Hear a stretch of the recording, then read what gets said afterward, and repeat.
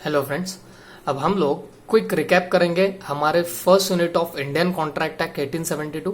तो फटाफट आप लोग ध्यान दे दो, हम लोग पूरा जितना भी हमने अब कुछ देखा है वो सारा की सारा रिवाइज कर लेंगे। ओके, देखो फर्स्ट ऑफ ऑल हम लोगों ने देखा था कॉन्ट्रैक्ट का डेफिनेशन। ओके, तो डेफिनेशंस में कॉन्ट्रैक्ट की हमने डेफिनेशन किस सेक्शन के अंदर देखी थी बच्चों? सेक्शन 2 सबसेक्शन एच में देखी थी। और वो डेफिनेशन क्या थी? An agreement enforceable by law.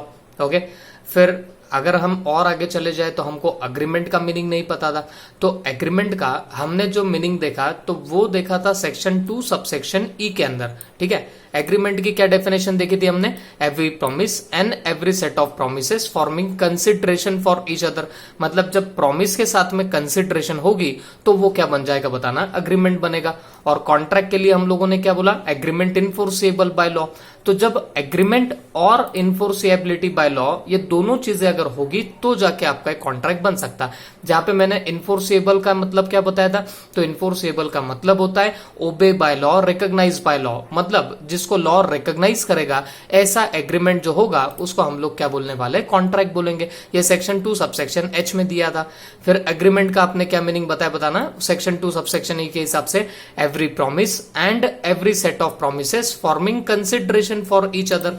तो इसका मतलब क्या हुआ? जो भी आपके प्रॉमिस रहेंगे वो और प्लस उसमें कंसिडरेशन भी होनी जरूरी है, तो जाके वो क्या बन सकता है? आपका अग्रीमेंट बन सकता है। ओके, फिर हमको इस प्रॉमिस का मतलब नहीं पता था, जो यहाँ पे हमको अग्रीमेंट की डेफिनेशन को देखने को मिला, every promise and every set of promises. तो वहां पे हमको इस प्रॉमिस का मतलब नहीं पता था। तो प्रॉमिस का हमने मीनिंग देखा था सेक्शन 2 सबसेक्शन बी के अंदर। अच्छा, क्या देखा था बताना हमने 2B के अंदर?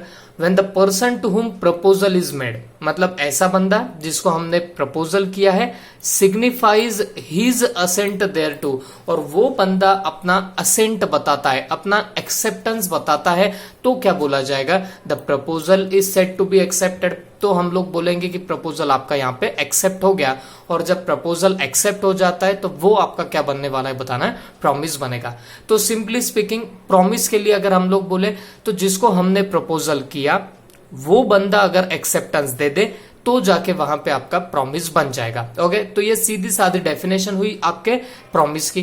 तो अगर पूरी लैंग्वेज में बोलूं, when the person to whom proposal is made signifies his assent thereto, the proposal is said to be accepted, and when proposal is accepted becomes promise। तो सिंपली अगर आपके प्रपोजल को एक्सेप्टेंस मिल जाए, आपने जिस बंदे को प्रपोजल दिया वो बंदा एक्सेप्टेंस दे दे, तो वो आपका क्या बनने वाला है? प्रॉमिस बन जाएगा।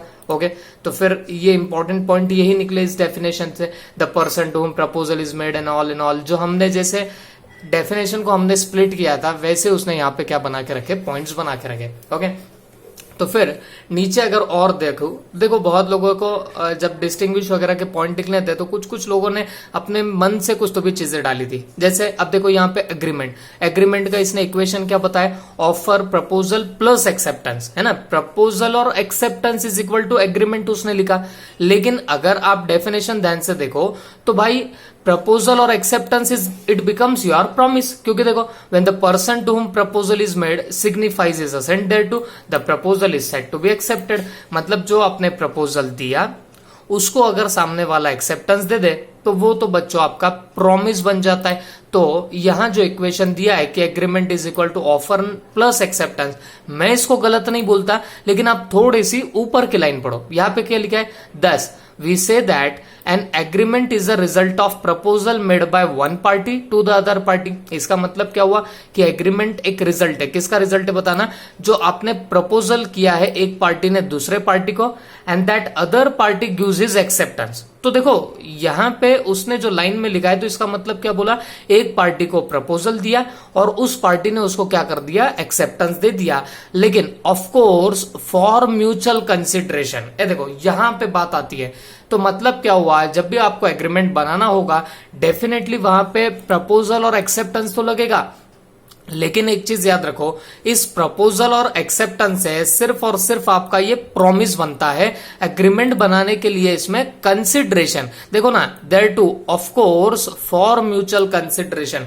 मतलब अगर एग्रीमेंट बनाना होगा तो उसके लिए consideration will be important point. तो काफी लोगों ने, जब मैं फर्स्ट टेस्ट लिया था आपकी, तो काफी लोगों ने एग्रीमेंट के साथ साथ में क्या कर दिया था बच्चों, बस ऐसा इक्वेशन डाल दिया था, offer proposal plus acceptance that's it. तो ये नहीं होता है बच्चों, ध्यान में रखना। यहाँ पे of course for mutual consideration ये एक लाइन ऊपर लिखी हुई है, वो उन्होंने इक्वेशन में ऐड नहीं करी है, लेकिन हमने कोई गड़बड़ी नहीं करना, कोई होशियारी नहीं करना। I will always tell you that, मैं हमेशा आपको एक ही बात बोलूंगा कि कभी भी आप लोग ये इक्वेशन वगैरह डालना अवॉइड किया करो। It is just for your understanding purposes, ये आपके अंडरस्टैंडिंग के लिए होता है।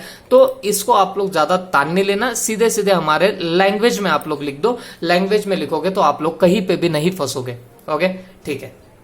फिर उसके बाद इनफोर्सिएबिलिटी बाय लॉ का उसने मीनिंग बताया, तो क्या बोला, an agreement to become a contract must give rise to legal obligation which means duly enforceable by law.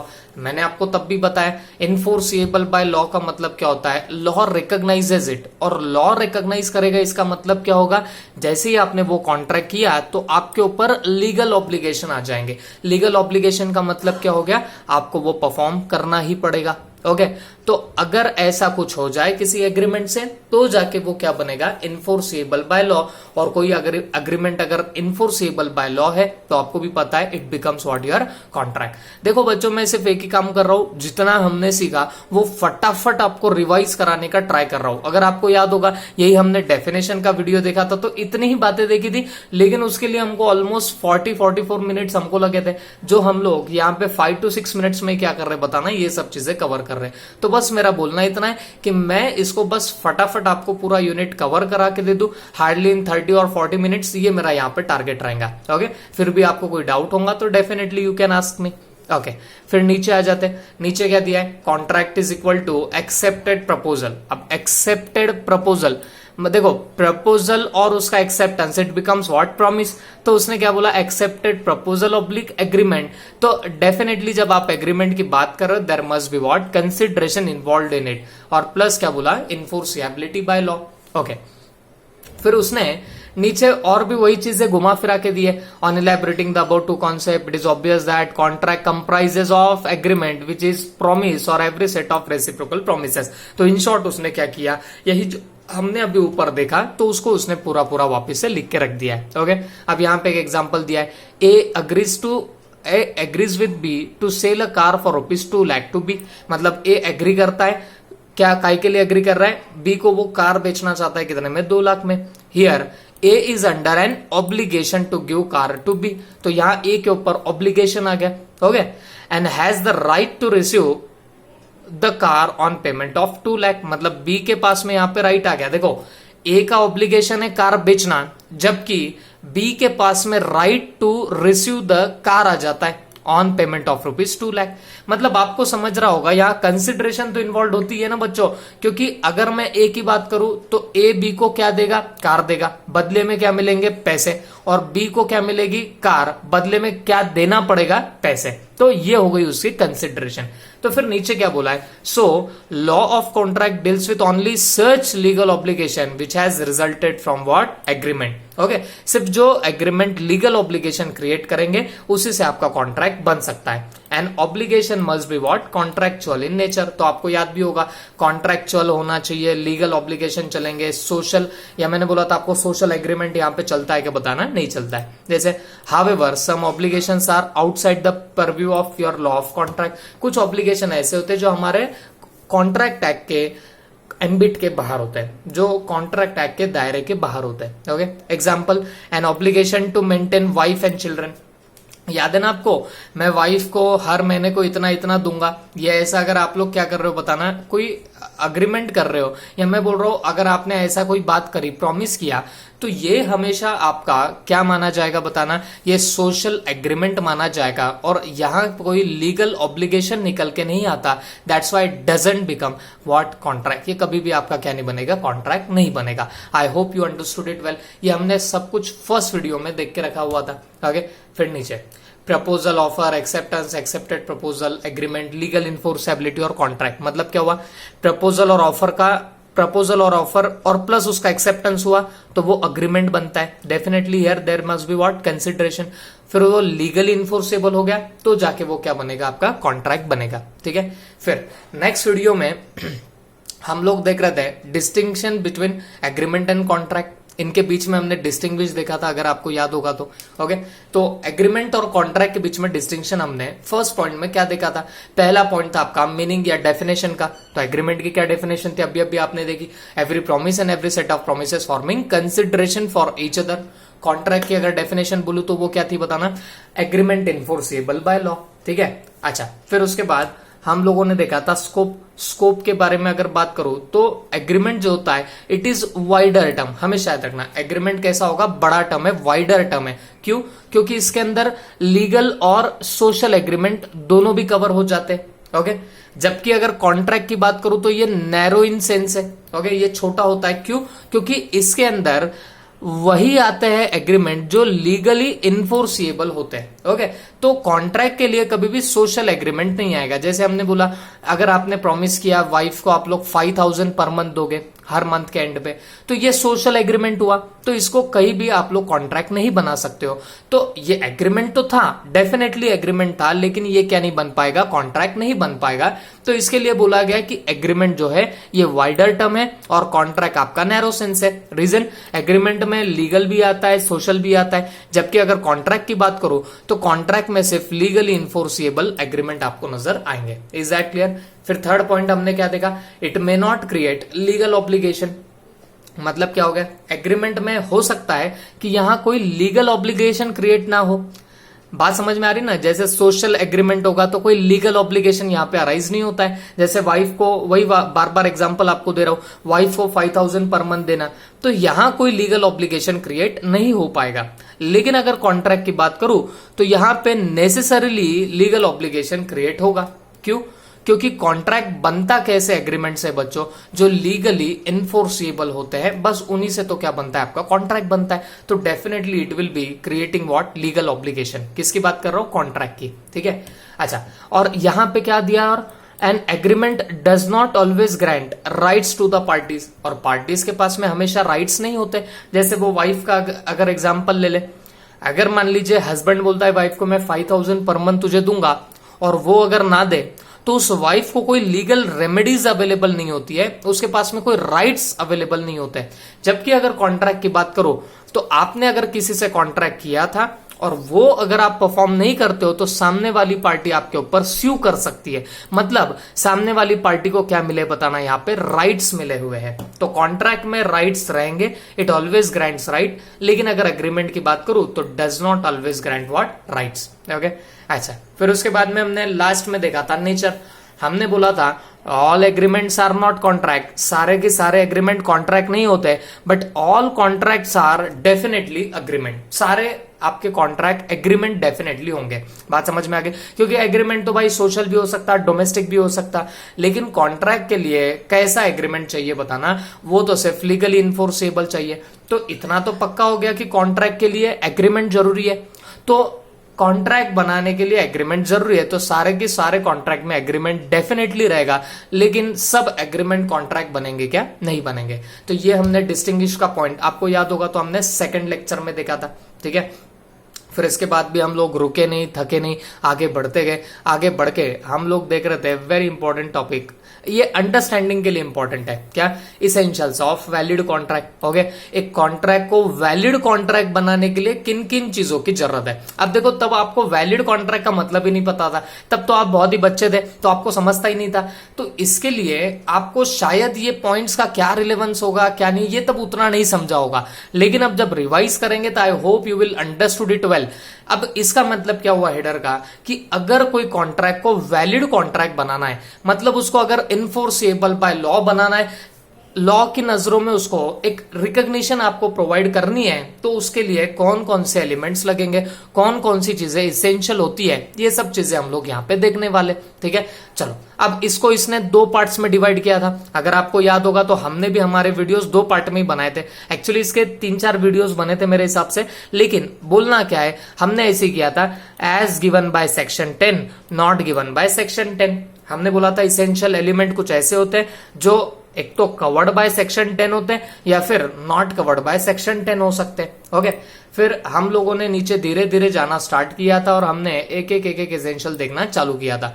फिर सबसे पहले हमने ऐसे एसेंशियल देखे थे कि जो आपके सेक्शन 10 ने कवर नहीं किए थे। Okay, section 10 is not complete and exhaustive. अब हमने क्या बोला, देखो कॉन्ट्रैक्ट बनाने के लिए कुछ ऐसे एलिमेंट्स हमने देखना चालू करे थे जो सेक्शन 10 में कवर नहीं थे। ओके, तो सेक्शन 10 में कवर नहीं थे, उसमें कौन कौन सा एलिमेंट आया? सबसे पहला आया था टू पार्टीज। तो हमने क्या बोला कि जब भी आपको क्या करना होगा, कोई पर्टिकुलर कॉन्ट्रैक्ट करना होगा, there must be at least what, two parties. तो वहां पे क्या होनी चाहिए बताना, दो पार्टीज तो होनी चाहिए। ओके, तो दो पार्टीज अगर नहीं होगी तो आप लोग कॉन्ट्रैक्ट कर पाओगे क्या? नहीं कर पाओगे। ये बात हमने देख के रखी थी, ठीक है। और हमने बोला था वो दो पार्टी कौन कौन हो सकती है। देखो मैंने आपको बोला था one party making what, offer. एक पार्टी ऑफर करेगी और दूसरी पार्टी उसको एक्सेप्ट करेगी, ठीक है। और हमने ये भी बोला था कॉन्ट्रैक्ट में be made by natural person and by other person having legal existence. मैंने आपको बोला था कि कॉन्ट्रैक्ट कैसे कैसे हो सकता है। पहली बात तो दो पार्टीज चाहिए एटलीस्ट, और वो दो पार्टीज में एक नेचुरल पर्सन हो सकता है, दूसरा भी नेचुरल हो सकता है। नेचुरल पर्सन बोले तो तुम्हारे मेरे जैसे राम श्याम सीता गीता। ओके, तो दो नेचुरल पर्सन में भी कॉन्ट्रैक्ट हो सकता है, या फिर एक नेचुरल पर्सन, एक आपका जो आप लोग बोल सकते हो जिनका लीगल एग्जिस्टेंस होता है ना, आर्टिफिशियल पर्सन जैसे कंपनी होती है, उनके बीच में भी कॉन्ट्रैक्ट हो सकता है, ठीक है। तो बोलने का मतलब क्या हुआ, there must be at least two parties. तो ये सब होने के बाद हम लोग एक केस लॉ भी देखे थे, अगर आपको याद होगा, state of Gujarat versus Ramanlal and company. याद आ रहा है सबको? तो हमने इसके अंदर क्या देखा था, तो इसमें हमने देखा था बच्चों कि दो पर्टिकुलर आपके पार्टनर्स थे, या रमनलाल एस एन कंपनी के कुछ पार्टनर्स थे। ओके, तो उस पर्टिकुलर पार्टनरशिप फर्म का क्या हो गया था, डिसोल्यूशन हो गया था, मतलब उनकी पार्टनरशिप खत्म होने वाली थी। और क्योंकि डिसोल्यूशन जब भी होता है तो जितने भी पार्टनरशिप की एसेट होती है वो वापस से दे दी जाती है, किसको बताना, उनके पार्टनर्स को। तो असेट्स सारी की सारी ट्रांसफर करी गई from that partnership firm to the particular partners, ठीक है। लेकिन प्रॉब्लम यहां पे जनरेट क्या हो गई थी, problem was that sales tax वालों ने बोला कि तुमने, मतलब पार्टनरशिप फर्म ने अपने पार्टनर्स को वो असेट सेल आउट कर दी है। ओके, और अगर तुमने सेल आउट कर दी है पार्टनरशिप फर्म ने पार्टनर्स को यह असेट, तो फिर होना क्या चाहिए बताना, होना ये चाहिए कि इस पे सेल्स टैक्स लग जाना चाहिए। ये किसने बोला बताना, ये गुजरात स्टेट ने बोला कि भाई इस पे क्या लगना चाहिए, इस पे सेल्स टैक्स लगना चाहिए, क्योंकि आपकी पार्टनरशिप फर्म ने अपने पार्टनर्स को यहां पे क्या करके रखा हुआ है बताना, ये असेट्स सेल करी है, तो सेल पे तो क्या लगना चाहिए, सेल्स टैक्स। बट इस रमनलाल एस एन कंपनी ने क्या कंटेंशन रखा बच्चों, इन्होंने बोला कि देखो भाई हम पार्टनरशिप फर्म है, और पार्टनरशिप फर्म का in the eyes of law कोई अलग आइडेंटिटी नहीं होती अदर देन इट्स पार्टनर। तो बोलना यह था कि लॉ के अनुसार partnership firm and partners are one and the same, मतलब पार्टनरशिप फर्म अलग नहीं है, किससे बताना, उसके पार्टनर से। तो फिर अगर पार्टनरशिप फर्म पार्टनर से अलग नहीं है तो इसका मतलब तो यहां पे दो पार्टीज तो हुई ही नहीं, मतलब जो अगर असेट आप ट्रांसफर करने की बात भी कर रहे हो तो वो तो दो पार्टीज के बीच में हुआ ही नहीं है। क्यों? क्योंकि अगर पार्टनरशिप फर्म और पार्टनर सेम है तो वो तो वन एंड द सेम हो गया, वो तो एक ही पार्टी हो गई, और एक पार्टी के बीच में क्या नहीं हो सकता, कॉन्ट्रैक्ट तो हो ही नहीं सकता सेल का। तो अगर सेल का कॉन्ट्रैक्ट ही नहीं हुआ तो ये जो आप लोग सेल्स टैक्स की डिमांड कर रहे हो ये कहां से आएगा। तो ये कंटेंशन रखा था किसने, इस रमनलाल एस एन कंपनी ने। तो अकॉर्डिंगली यहां पे कौन केस जीता बताना, केस तो यहां पे कौन जीत गया बताना, रमनलाल एस एन कंपनी यहां पे केस जीत गई। ओके, तो बच्चों अगर आपको याद नहीं होगा तो I will tell you that, I will suggest you that आप पहले वो वाला लेक्चर देखो, एसेंशियल एलिमेंट का पार्ट 1, उसमें आपको ये केस लॉ बहुत डिटेल में डायग्रामेटिक प्रेजेंटेशन के साथ में मिल जाएगा। हम लोग अभी जस्ट रिवाइज कर रहे हैं, तो रिवाइज ऐसे ही होगा, फटाफट ही होगा, है ना। तो ये चीजें ध्यान में रखना। फिर उसके बाद हमने सेकंड एसेंशियल एलिमेंट देखा था, parties must intend to create legal obligation, ठीक है। मतलब जो भी पार्टीज इन्वॉल्व होगी तो उनका इंटेंशन होना चाहिए to create legal obligation. Social और डोमेस्टिक टाइप के जो आपके एग्रीमेंट्स होते हैं ये कभी भी इन्फोर्सिएबल नहीं होते। फिर मैंने आपको इसके बहुत सारे एग्जांपल दिया था। मैंने एग्जांपल आपको एक तो बुक में का भी दिया था, एक खुद का भी दिया था। मैंने आपको बोला था कि आप कल चल के पास हो जाओ और मुझको आप लोग अगर पार्टी दे दो रामा इंटरनेशनल में। आपने मुझे बुलाया, ओके, और पास हो गए आप लोग और तुमने मुझे बुलाया खाना खाने को और मैंने बोला ठीक है मैं आऊंगा, लेकिन पार्टी के दिन मैंने क्या कर दी, कल्टी मार दी। अब मुझे एक बात बताना, मैं अगर पार्टी के दिन वहां पे प्रेजेंट नहीं हुआ तो आपने तो मेरे भी हिसाब से रामा इंटरनेशनल में एक प्लेट बुक करी थी जिसकी कॉस्ट आपको लेट से कुछ तो भी 2,500-3,000 रुपए लग गई। ओके, तो क्या आप लोग मुझ पे स्यू कर सकते हो? क्या आपका ये जो लॉस हुआ है 2,500-3,000 का, उसके लिए आप मुझे स्यू करोगे क्या? जवाब है नहीं। क्यों नहीं कर सकते बताना, क्योंकि यहां पे जो हमारे बीच में ये एग्रीमेंट हुआ था, यहां पे कोई हमारा इंटेंशन नहीं था टू क्रिएट लीगल ऑब्लिगेशन। और जब लीगल ऑब्लिगेशन क्रिएट करने का हमारा इंटेंशन ना हो तो वो कभी भी एक वैलिड कॉन्ट्रैक्ट नहीं बना पाता। ये हमने देख के रखा हुआ था। ओके, और फिर उसके बाद में हमने फिर से एक एग्जाम्पल भी देखा था। एक हस्बैंड था, वो अपने वाइफ को 5,000 पर मंथ, मैंने तो एग्जाम्पल के लिए बोला था, वो उतना पे करेगा ऐसा उसने प्रॉमिस किया था अपनी वाइफ को। ओके, तो उसका एक पर्टिकुलर मंथ में क्या हो गया, हस्बैंड फेल टू पे द प्रॉमिस अमाउंट। उसने जितनी प्रॉमिस करी थी अमाउंट वो पे करना उसका रह गया। तो फिर उसकी वाइफ ने क्या किया, वाइफ ने उसके ऊपर स्यू कर दिया। काय के लिए? For the recovery of the amount.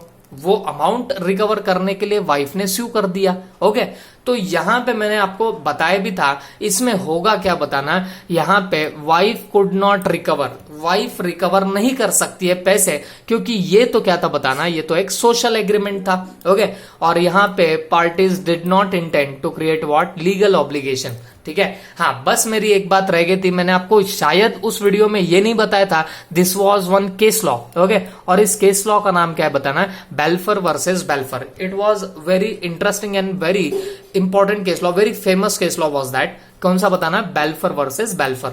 अब आप बोलेंगे सर दोनों का भी नाम सेम ही दिख रहा, यहाँ प्लेंटिफ कौन और डिफेंडेंट कौन? तो बच्चों एक बात समझो, ये हस्बैंड और वाइफ के बीच का केस लॉ था, तो इनका सरनेम डेफिनेटली सेम ही होगा ना। हस्बैंड का जो सरनेम है वही तो उसके वाइफ का भी सरनेम था। हाँ, वो होगा कि भाई यहाँ पे मिसेस आना चाहिए था। ये बेल्फर उसकी वाइफ ने सू किया था, किसके ऊपर बताना, उसके हस्बैंड के ऊपर। बट केस लॉ का नाम क्या बताना, बेल्फर वर्सेस बेल्फर।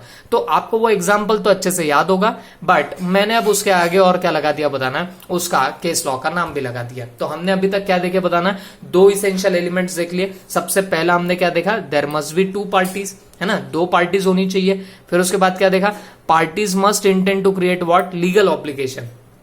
पार्टीज का इंटेंशन चाहिए to create what, legal obligation.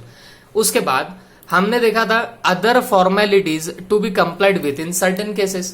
Okay, मतलब क्या हुआ, जब आप कॉन्ट्रैक्ट करते हो तो कभी कभी हो सकता है कि कुछ अदर फॉर्मेलिटीज भी वहां पे लादी गई हो, उस पर डाली गई हो। जैसे मैंने आपको एग्जांपल दिया था कि अगर आपको इमूवेबल प्रॉपर्टी परचेस करनी है तो आपको उसकी रजिस्ट्री करानी है। अगर आपने रजिस्ट्री कराई तो फिर लीगली आपके नाम पे वो इमूवेबल प्रॉपर्टी नजर आएगी। अगर लैंड की बात करो तो जब तक आप वो फॉर्मेलिटी कंप्लीट नहीं करते ऑफ दैट रजिस्ट्रेशन, रजिस्ट्री आप नहीं करते, तो आप लीगली उसके ओनर नहीं बन पाओगे। ऐसे तो आप ओनर बन सकते हो विदाउट रजिस्ट्री, लेकिन आपको लीगली अगर ना कंपलसरी हो जाती है। बात समझ में आ गई? तो बोलने का मतलब क्या हुआ कि आपकी other formalities to be complied with in certain cases. कुछ कुछ केसेस में ये सब होने के बावजूद आपको कुछ फॉर्मेलिटीज भी क्या करनी पड़ती है, फुलफिल करनी पड़ती है। ओके, ठीक है, तो ये तीन हमने इसेंशियल एलिमेंट देखे। फिर इसके बाद हमने और एक बहुत ही इंटरेस्टिंग सा इसेंशियल एलिमेंट देखा था, that is what, certainty of meaning, है ना। तो जब आप कोई एग्रीमेंट रखते हो तो that agreement must be what, certain and not वेग और इनडेफिनेट। मतलब आपका जो एग्रीमेंट होगा वो कैसा होना चाहिए, डेफिनेट होना चाहिए, सर्टेन होना चाहिए, वेग नहीं होना चाहिए। ठीक है, अब जैसे हमने एग्जांपल दिया, आप किसी ऑयल वाले के पास में चले जाते हो। ओके, अब उसके पास में तो वैरायटीज ऑफ ऑयल है, बहुत सारे ऑयल्स के उसके पास में वैरायटी है। आप उसके पास में जाके बोलोगे कि भाई मेरे को 100 टन ऑफ ऑयल दे दो, आप बोलोगे वहां जाके कि मेरे को 100 टन्स ऑफ ऑयल दे दो, तो मेरे को एक बात बताओ, वो क्या करेगा बच्चों? उसके पास में इतनी सारी वैरायटीज है, तो आपका बोलना अपने आप में क्या हो गया बताना, अनसर्टेनिटी क्रिएट कर रहा है, वेगनेस क्रिएट कर रहा है। क्यों? क्योंकि आप अगर उसको स्पेसिफिक वैरायटी ऑफ ऑयल का 100 टन बोलोगे तो बंदे को कुछ समझेगा, लेकिन उसके पास में इतनी सारी वैरायटीज है और आप जाके वहां पे बोलते हो मेरे को 100 टन ऑफ ऑयल दो, तो उसको पता भी नहीं चलेगा कि आप किस ऑयल की बात कर रहे हो, किस वैरायटी ऑफ ऑयल की बात कर रहे हो। तो इसके लिए क्या बोला गया है, there must be what, certainty of meaning. तो हमने ये ऐसे 4 एसेंशियल एलिमेंट देखे। चलो फटाफट रिकॉल करो। सबसे पहला हमने क्या बोला, 2 पार्टीज, 2 पार्टीज होनी चाहिए। फिर उसके बाद में देखा parties must intend to create what, legal obligation, ठीक है। फिर उसके बाद में क्या बोला हमने, other formalities to be complied with, जो आपकी बाकी की फॉर्मेलिटीज है वो भी आपको यहां पे कंप्लाई करना पड़ेगा, ठीक है। और फिर उसके बाद में आपने क्या देखा, सर्टेनिटी ऑफ मीनिंग, मतलब जो भी आप एग्रीमेंट करोगे वो सर्टेन होना चाहिए और वेग नहीं होना चाहिए, है ना, और इनडेफिनेट भी नहीं होना चाहिए। क्लियर हो गया? ये 4 पॉइंट होने के बाद हमने और एक इसेंशियल एलिमेंट देखा था 5th नंबर का, that was what, possibility of performance of an agreement. Okay, तो मैंने इसके लिए आपको क्या बोला था बच्चों, कि जो आप लोग अग्रीमेंट कर रहे हो that should be capable of performance, है ना। कैपेबल ऑफ परफॉर्मेंस का मतलब क्या हुआ, ये परफॉर्म करते आना चाहिए। अगर आप ऐसा कोई एग्रीमेंट कर रहे हो, जैसे इसमें एग्जांपल दिया था, A agrees with B to discover treasure by magic, मैं खजाना निकाल के दूंगा जादू से, ओके, जादू से मैं खजाना निकालूंगा। मेरे को बताओ क्या ये पॉसिबल होता है? जादू वादू कोई चीज होती है, मैजिक वगैरह कुछ होता है क्या? नहीं होता है, ये तो सिर्फ हाथ का खेल होता है, ओके। और दूसरी बात मैंने आपको एग्जांपल दिया था, कोई एक पर्टिकुलर आपका मतलब एक 2 लोग जा रहे हैं ए एंड बी, उसमें कार ने ठोका किसको, बी को, बी लुढ़क गया और मर भी गया। तो एक बंदा चल के आता है, वो बोलता है इस बी को मैं जिंदा करके बताऊंगा, ओके, लेकिन बदले में मुझे इतना इतना पैसा देना पड़ेगा। तो मुझे एक बात बताओ, क्या ये जो एग्रीमेंट था वो पॉसिबल टू परफॉर्म है या नहीं है? तो जवाब आएगा नहीं है। तो जहां पे possibility of performance of an agreement ना हो तो बचो, वो कभी भी आपका एक वैलिड कॉन्ट्रैक्ट नहीं बना सकता। बात समझो, ये सारे एसेंशियल एलिमेंट हम किस चीज के देख रहे बताना, वैलिड कॉन्ट्रैक्ट बनाने के, मतलब एक कॉन्ट्रैक्ट को एक प्रॉपर कॉन्ट्रैक्ट बनाना, लॉ के नजरों में उसको अगर खड़ा करना है आपको, तो उसके लिए कौन कौन से इंपॉर्टेंट पॉइंट्स है। तो हमने अभी ऐसे 5 पॉइंट्स देख लिए जो आपको मैं बता दूं, ये सेक्शन 10 के अंदर कवर नहीं है। ये जितने हमने अभी 5 देखे ये सेक्शन 10 में कवर्ड नहीं है। कौन से 5 देखे, there must be 2 parties, there must be intention to create legal obligation, other formalities to be complied with, फिर सर्टेनिटी ऑफ मीनिंग, फिर उसके बाद में पॉसिबिलिटी ऑफ परफॉर्मेंस।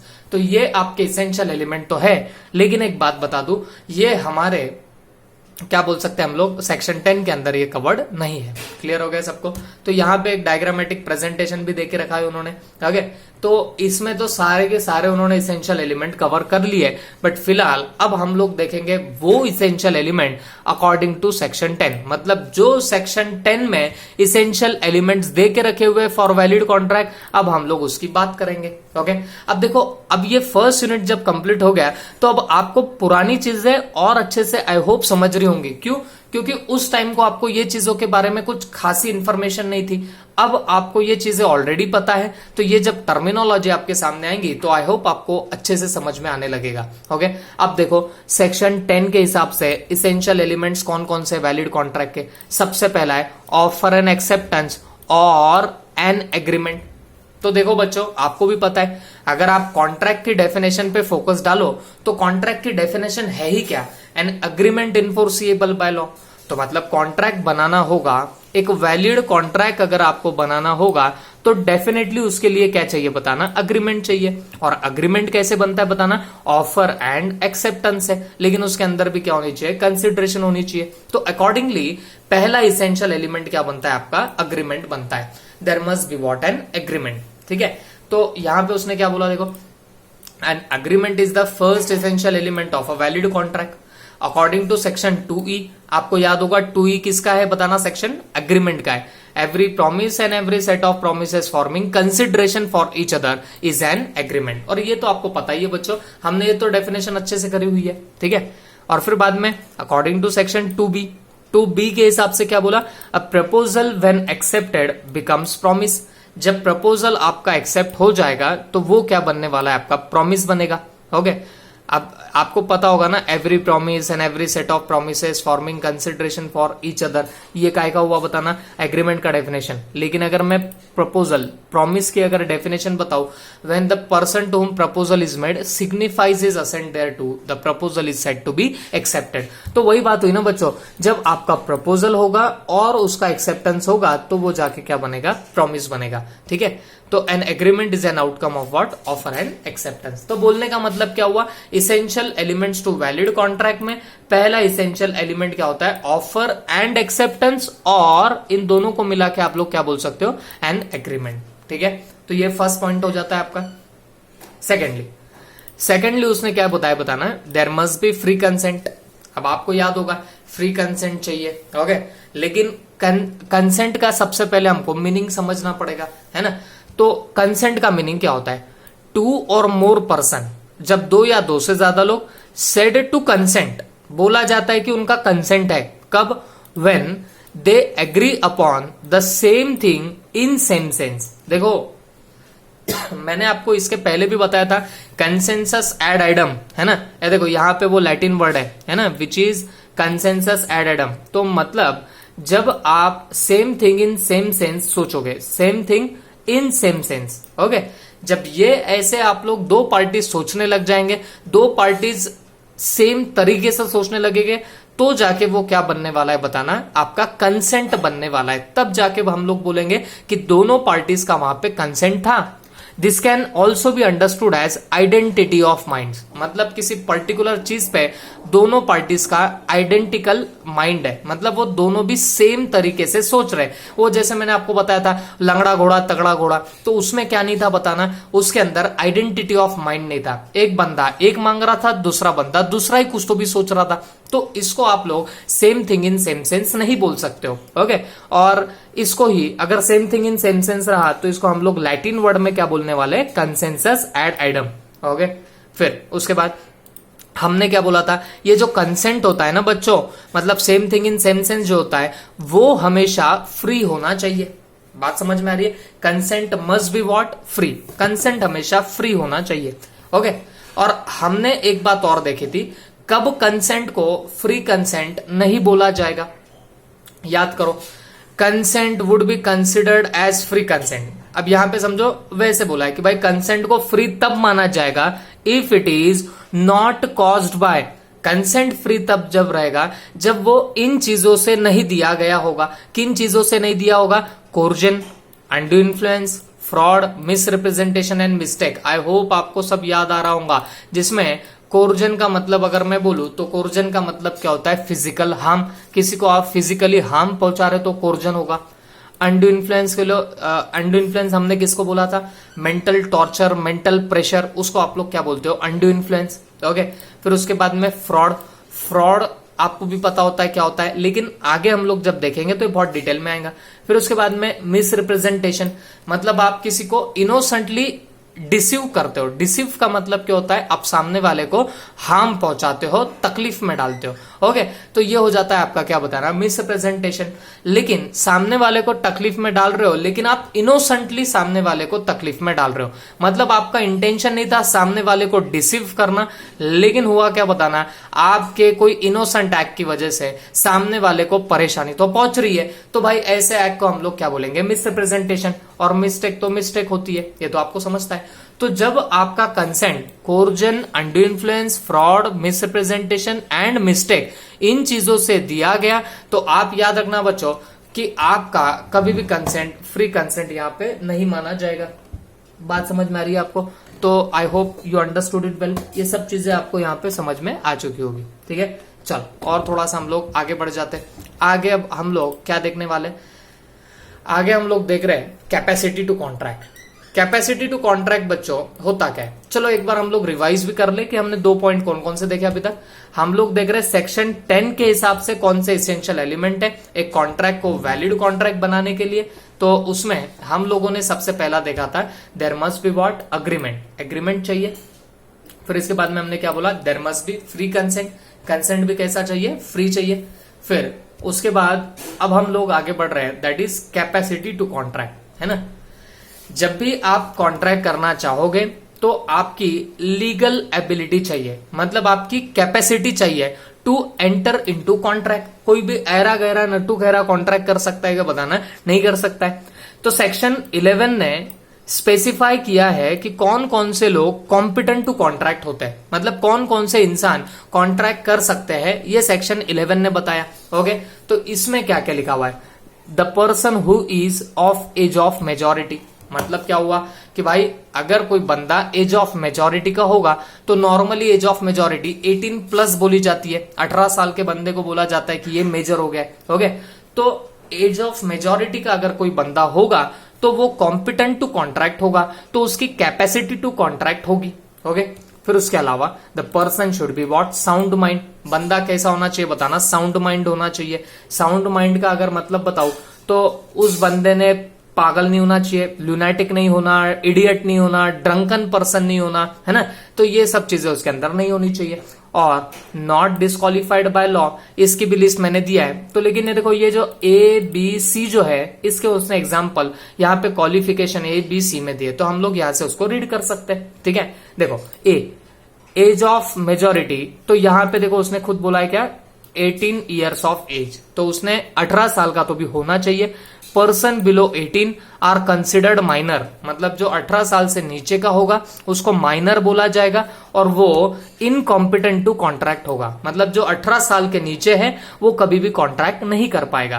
क्लियर हो गया सबको? ओके, फिर क्वालिफिकेशन यहाँ पे बी दिया है क्या?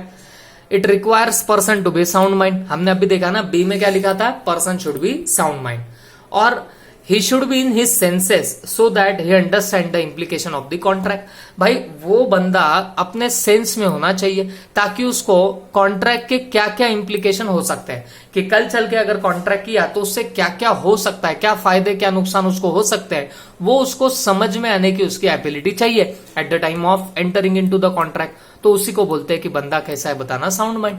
तो एक लुनेटिक बंदा जो आधा पागल है, इडियट पूरा पागल है, ड्रंकन पर्सन पिए वाला, और under the influence of some intoxicant. Intoxicant का मतलब क्या हो गया? कोई ड्रग्स वग्स के नशे में होगा तो ऐसा बंदा कभी भी साउंड माइंड नहीं माना जाता है। तो this are the type of person who are not treated as person of sound mind, है ना, not suppose to be treated as what? Sound mind. ये तो समझ गया होगा।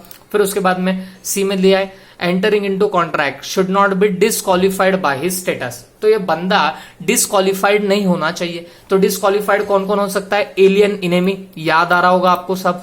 एलियन इनेमी का मतलब क्या होता है?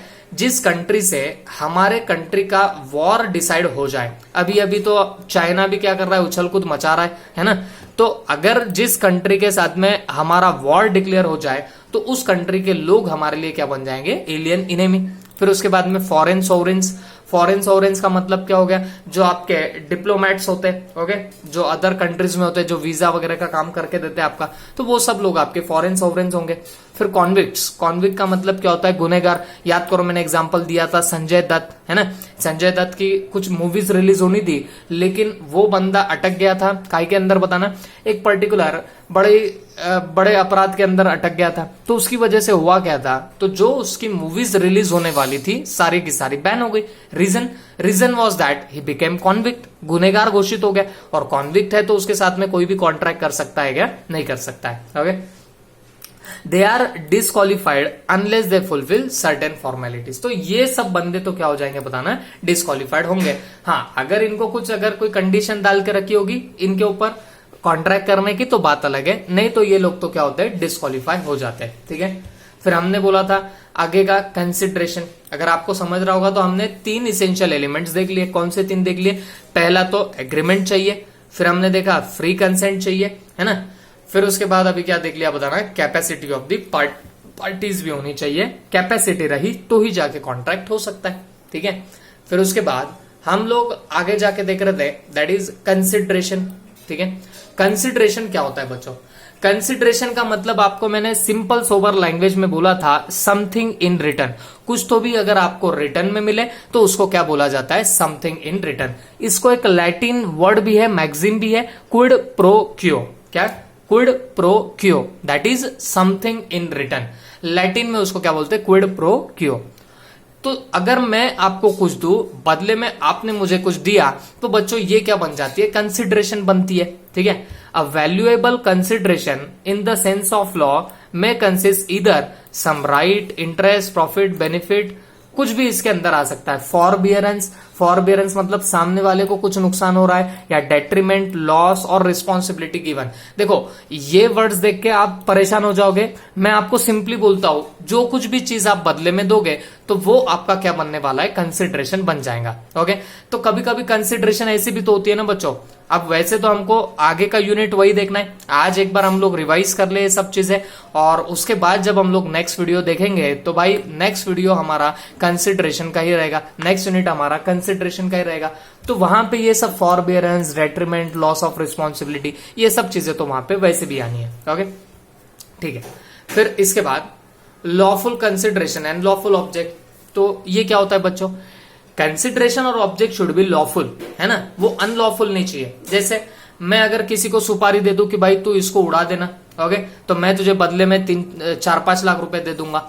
अब मुझे एक बात बताओ, क्या इसको आप लोग बोल सकते हो कि कंसिडरेशन या ऑब्जेक्ट यहाँ पे लॉफुल है? तो जवाब है नहीं, ये अनलॉफुल कंसिडरेशन और ऑब्जेक्ट बनेगा। तो अगर आपको एक वैलिड कॉन्ट्रैक्ट बनाना होगा तो वैलिड कॉन्ट्रैक्ट बनाने के लिए आपको क्या करना पड़ेगा, कंसिडरेशन और ऑब्जेक्ट को लॉफुल रखना पड़ेगा। Okay, and it is not oppose to public policy and immoral. देखो ये सब चीजें जो है ना बच्चों, ये सब चीजें आपको यूनिट नंबर 3 में आएंगी, गिर पड़ के हमको ये सब चीजें वहां पे देखनी रहेंगी। क्लियर हो गया सबको?